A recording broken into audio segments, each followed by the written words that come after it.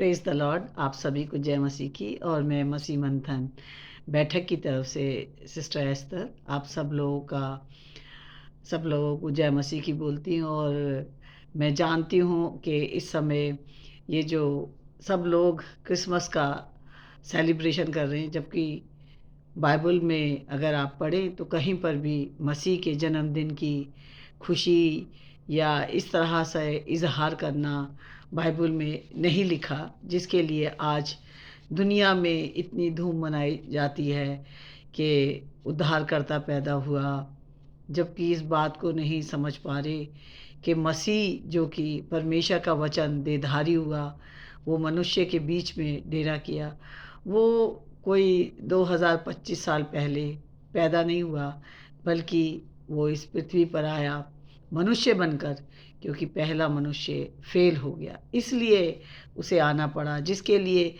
मती जो प्रभु यीशु मसीह के साथ था, और वहाँ पर जब प्रभु यीशु मसीह यरूशलेम में कुछ फरीसी और शास्त्रियों से मिले, तो वो कहने लगे कि उसने उनको उत्तर दिया कि तुम भी अपनी परंपराओं के कारण, क्योंकि परमेश्वर की आज्ञा को टाल देते हो। और आज भी विश्वासी जो कि चर्चों में जा रहे हैं और पास्टर लोग भी इस बात को नहीं समझ रहे कि परमेश्वर की योजना में ये था ही नहीं कि जो आज जो सेलिब्रेशन हो रहा है, क्योंकि परमेश्वर की आज्ञा ये नहीं थी।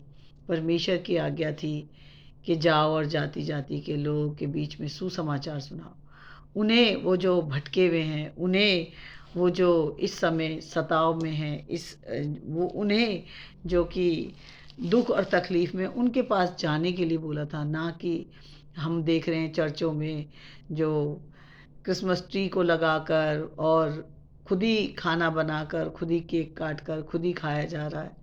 इसके लिए प्रभु यीशु मसीह नहीं आए थे, क्योंकि प्रभु यीशु मसीह के वचन में यहाँ जो हमारे हाथों में गॉस्पल है, मरकुस 7 और उसकी 6 आयत में भी यीशु मसीह ने कहा, उसने उनसे कहा, यशायाह ने तुम कपटियों के विषय में बहुत ठीक भविष्यवाणी की है, जैसा लिखा कि ये लोग होठों से तो मेरा आदर करते, पर इनका मन मुझसे दूर रहता है। क्योंकि अपनी खुशी के लिए आज संसार में ये धूम मचाई जा रही है। प्रभु यीशु मसीह की कोई आज्ञा नहीं है। जिस तरह से प्रभु यीशु मसीह ने कहा कि तुम परमेश्वर की आज्ञा को टाल देते हो, आज भी इंसान यही कर रहा है कि 25 दिसंबर आता ही नहीं, उससे पहले तैयारियां शुरू हो जाती हैं। कुछ लोग अपने घरों को साफ करने लगते हैं, कुछ लोग घरों में सजावट करने लगते हैं। प्रभु जो चाहता है वो ये कि हमें ऐसे लोगों तक पहुंचना है जो अभी भी नहीं जान पा रहे कि प्रभु यीशु मसीह का आना क्यों था। आज हम देख रहे हैं बहुत सारे लोग बहुत सारी बातें करते हैं, बहुत सारी तरहों से यीशु मसीह के ऊपर सवाल उठाते हैं, जैसे कि भारत के अंदर हमने देखा। लेकिन प्रभु ने जो हमें जीवन दिया, हम विश्वासियों को, जो कि हम अपने आप को विश्वासी कहते हैं, हमें जो वचन है वो हमें, जिस तरह से पौलुस भी तीमुथियुस को कहता था कि देखो तुम क्या करना, भरमाने में मत आ जाना। यहाँ लिखा है, परंतु आत्मा स्पष्टता से कहता है, पहला तीमुथियुस 4:1 में, परंतु आत्मा स्पष्टता से कहता है कि आने वाले समय में कितने लोग भरमाने वाली आत्माओं और दुष्ट आत्माओं की शिक्षा पर मन लगाकर विश्वास से बहक जाएंगे। हम जो अपने आप को विश्वासी कहते हैं, हम जो अपने आप को विश्वासी चर्च का सदस्य कहते हैं, तो क्या हम वो नहीं कर रहे जो सारी दुनिया कर रही है? हम वो नहीं कर रहे जो सारा संसार कर रहा है, जो कि प्रभु यीशु मसीह के पैदा होने का खुशियाँ मना रहा है। प्रभु यीशु मसीह मेरे जीवन में आया। मेरे जीवन में सबसे बड़ी खुशी इस बात की है कि मुझे मालूम है मेरा नाम जीवन की पुस्तक में लिखा गया। मेरी खुशी इस बात में नहीं है कि मैं कुछ ऐसा करूं प्रभु यीशु मसीह के जन्म दिवस को मनाने के लिए। मेरा मेरा जन्म उसी दिन हो गया और मुझे वो खुशी, वो आनंद मिल गया जो अ, ऐसे 25 तारीख की दिसंबर की डेट का नहीं था, बल्कि वो दिन था कि जब मैंने यीशु मसीह को अपना प्रभु, अपना उद्धारकर्ता ग्रहण किया। तो उसी दिन मेरा पापों की क्षमा मिल गई और उसी दिन मुझे आनंद मिल गया, उसी दिन मुझे खुशी मिल गई कि मेरा नाम जीवन की पुस्तिका में लिखा गया। तो हमें ये सबसे बड़ी खुशी को मनाना है, ना कि हम उन लोगों की तरह जो सारा संसार कर रहा है। आज हम देख रहे हैं कि सारे संसार में जो बड़ी-बड़ी सेलिब्रिटीज़ हैं, जो बड़े-बड़े लोग हैं और जो यीशु को नहीं जानते, यीशु को उन्होंने अपना प्रभु, अपना उद्धारकर्ता ग्रहण नहीं किया, वो भी अपने घरों में ट्री लगाकर और उसे सजाकर वो खुशी मना रहे। तो हम में और उनमें क्या फ़र्क रह गया? हमें और उनमें जो फ़र्क है वो ये है, क्योंकि प्रभु यीशु मसीह के साथ रहने वाला पतरस अपनी पत्री में, अपने लेटर में हमें कहता है, इस कारण अपनी अपनी बुद्धि की कमर बांध कर, पहला पतरस और उसकी 13 में लिखा है कि इस कारण अपनी अपनी बुद्धि की कमर बांध कर और सचेत रहकर उस अनुग्रह की पूरी आशा जो मसीह यीशु के प्रकट होने के समय तुम्हें मिलने वाला है।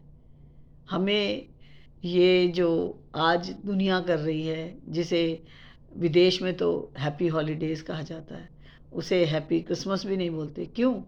क्योंकि हकीकत में तो ये उनके लिए छुट्टियां होती हैं। वो जो जॉबों से जॉब पर होते हैं, उनके लिए छुट्टियां होती हैं। वो लोग ये भी नहीं कहते कि हाँ, आज यीशु का जन्मदिन है। और सच है, क्योंकि वो डेट सच नहीं है। ये तो हम सबको पता होना चाहिए कि ये जो डेट है, ये कॉन्स्टेंटाइन के बाद से ये डेट मिली गई है, क्योंकि उस समय सूर्य देवता का जन्मदिन था और इसलिए वो डेट दी गई है कि क्रिश्चियन भी इस बात को अपने, जैसे और देवी देवताओं की पूजा करते हैं या और लोग सेलिब्रेशन मनाते हैं, तो ये लोग भी मना लें। हमारा सेलिब्रेशन हर दिन का है, हर दिन का उस व्यक्ति के लिए है जिसने यीशु को अपना प्रभु, अपना उद्धारकर्ता ग्रहण कर लिया। इस दिन का नहीं है कि हम 25 तारीख का है इंतज़ार करें, बल्कि परमेश्वर हमसे कहता है कि जो यीशु मसीह के प्रकट होने के समय तुम्हें मिलने वाला है। हमें इस बात का आनंद है कि हमें उस दिन मिलेगा जिस दिन हम प्रभु यीशु मसीह के सामने होंगे। जब हम लोग वहाँ पर खड़े होकर जो हमारी आज आशा है वो हम पाएंगे, वो मुकुट पाएंगे, क्योंकि जैसे जैसे समय बीत रहा है 2025 ख़त्म होने की कगार पे, एक दिन रह गया घड़ी के हिसाब से, लेकिन अभी तक समय नहीं आया हमारा प्रभु यीशु मसीह से मिलने का। लेकिन घड़ी जो आ रही है वो एक दिन बचा है और कुछ घंटे बचे हैं, जिसकी सेलिब्रेशन दुनिया मनाएगी। दुनिया इस बात की खुशी मनाएगी कि 2025 गया और 2026 आ गया। लेकिन मुझे और आपको, जो अपने आप को यीशु मसीह को अपना प्रभु, अपना उद्धारकर्ता ग्रहण करते हैं, उनके लिए क्या लिखा है? आज्ञाकारी बालकों के समान अपनी अज्ञानता के समय की पुरानी अभिलाषाओं के सदृश ना बनो। क्यों? क्योंकि हमने जो कि समय अपना बिता दिया, जो समय हमने अपना गवा दिया अज्ञानता के कारण। लेकिन प्रभु का वचन कहता आज्ञाकारी बालकों के समान। जब हम परमेश्वर के वचन को पढ़ते हैं तो हमें रुकना है। वो हमें कहता है आज्ञाकारी बालकों के समान अपनी अज्ञानता के समय की पुरानी अभिलाषाओं के सदृश ना बनो। जो 2025 में गुजर गया, जो सब ने अपने अपने घरों में हरा पेड़ लगाकर जो खुशी और आनंद मना लिया है, वो चाहता है कि हमें ऐसा नहीं, पर जैसा तुम्हारा बुलाने वाला पवित्र है। हमारा प्रभु यीशु मसीह कोई 2025 साल पहले नहीं आया। हमारा प्रभु यीशु मसीह अनादिकाल से है। हमारा प्रभु यीशु मसीह आदि से है और अंत तक, जिसने हमें इस पृथ्वी पर रह कर दिखाया कि वचन जो था वो देहधारी हुआ। जो वचन जिससे मनुष्य बना, वो वचन जिसके द्वारा ये संसार बना, वो वचन जो कि देहधारी होकर मनुष्यों के बीच में डेरा किया, वो वचन देहधारी हुआ था, ना कि एक बालक देहधारी हुआ था। हमारी दृष्टि, हमारा नज़रिया, लोगों की सोच क्या थी कि एक पुत्र दिया गया। वो पुत्र इसलिए दिया गया था कि मनुष्य जाने। वो यशाया की पुस्तक में लिखा है कि प्रभुता उसके कांधे पर होगी, इसलिए दिया गया था ताकि मनुष्य जाने, ना कि वो क्रिसमस ट्री और इस तरह से खुशी मनाए, बल्कि वो इस तरह से कि तुम्हारा बुलाने वाला पवित्र है, वैसे ही तुम भी अपने सारे चाल चलन में पवित्र बनो। वो मुझे और आपको संसार से अलग करना चाहता है। आज जिस संसार में हम रह रहे हैं, हमें इस संसार के रीति रिवाजों से अलग करने के लिए आया वो। हमें रहना इसी संसार में, हमें जब तक जीवन मिला है रहना इसी संसार में, लेकिन इस संसार में रहते हुए हमें आज्ञाकारी बालक बनना है। अगर अभी तक हम आज्ञाकारी बालक नहीं बने, हम संसार के सदस्य बन के चल रहे हैं, तो हम बहुत बड़े धोखे में हैं, क्योंकि जो हमारी आशा, जो प्रभु यीशु मसीह के प्रकट होने पर हमें मिलने वाला है, वो नहीं मिलेगा। अगर आप चाहते हैं कि प्रभु यीशु मसीह का अनुग्रह आपको मिले, और वो जो आशा में आज आप जी रहे हैं कि हम एक दिन प्रभु यीशु मसीह के उस राज्य में जाएंगे जहाँ ना रोना ना दांतों का पीसना होगा, तो उसके लिए आज ही सत्य के साथ चलना होगा, संसार के साथ नहीं चलना। जिस संसार में धोखा है, जिस संसार में परंपराएं हैं, जिसमें परमेश्वर की आज्ञा नहीं है, बल्कि रीति रिवाज हैं, हमें उन रीति रिवाजों से, उन परंपराओं से निकलना होगा, और हमें उस हरे पेड़ को जो अपने घरों में सजा रहे हैं उससे बाहर निकलना होगा, और साथ ही साथ हमें अपने परमेश्वर के आज्ञाकारी बालक के समान बढ़ते हुए चलना होगा।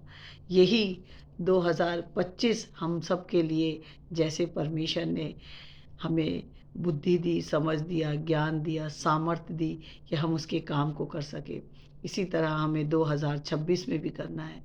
ना कि हमें संसार की परंपरा के साथ चलते हुए संसार में रहना है, लेकिन संसार की परंपरा में नहीं चलना, और साथ ही साथ अपने आप को परमेश्वर की निकटता में आज्ञाकारी बालकों के समान हमें उस पुरानी अभिलाषाओं से निकलकर एक नई 2026 में परमेश्वर की आज्ञा का पालन करना।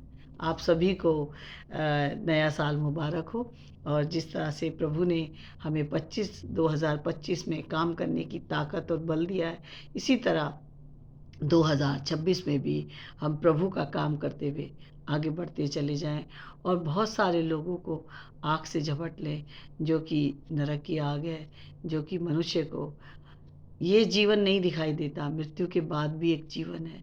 इस जीवन के बाद जो जीवन है वो सिर्फ आज प्रभु यीशु मसीह पर विश्वास करने से है।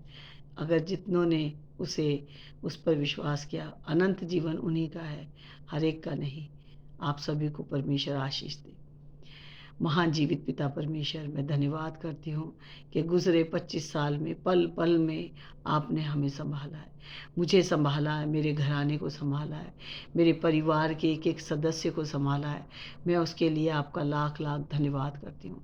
पिता, यही प्रार्थना करती हूँ कि 2026 में भी आपकी आज्ञा, आपकी इच्छा और आपके कार्य को करने के लिए जो हमें सामर्थ्य चाहिए, बल चाहिए, जो तोड़ा आपने हमें दिया है, उसे हम मिट्टी में न दबाएं, बल्कि उस तोड़े से और तोड़े कमाने वाले बन सके, औरों तक पहुंचने वाले बन सके। जो परमेश्वर आपके राज्य के लोग हैं प्रभु जी, उन तक सच्चाई को पहुंचाने वाले बन सके। मुझे इस्तेमाल करना प्रभु, और मुझे अपने जलाल के लिए, अपने कार्यों के लिए मुझे सामर्थ, बल और बुद्धि देना। सारी महिमा और सारा आदर मैं आपको देती हूँ, यीशु मसीह नासरी के नाम से, आमीन। आप सभी को 2026 की मुबारकबाद मिले, और परमेश्वर आपके परिवारों को सच्चाई में बढ़ने का फजल दे, सच्चाई में बढ़ने का बुद्धि, समझ और ज्ञान दे। जय मसीह की।